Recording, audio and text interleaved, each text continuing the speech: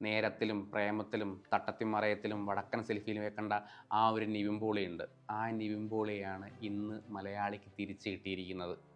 ഒരു ആക്ടർ അയാളുടെ സേഫ് സോണിൽ ഇറങ്ങി പൂണ്ട് വിളയാടുമ്പം ഈ കണ്ടിരിക്കുന്ന പ്രേക്ഷകന് കിട്ടുന്ന ഒരു സന്തോഷമുണ്ട്. ഒരു ഒരു ഒരു ഞാൻ എനിക്കൊരു ഏറ്റവും പ്രിയപ്പെട്ട ഒരാളെ കണ്ടല്ലോ എന്നൊരു തോന്നൽ.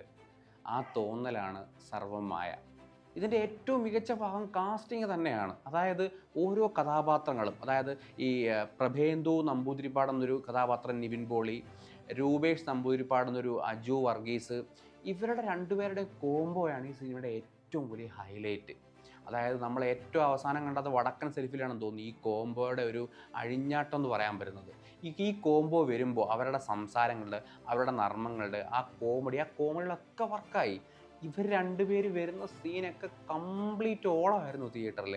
കണ്ടു കഴിയുമ്പം അതിഭീകരമായ സന്തോഷം തരുന്നൊരു സിനിമ.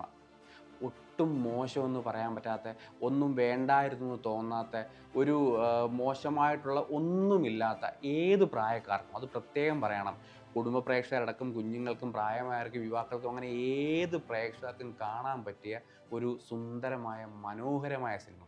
അതാണ് സർവ്വം മായ.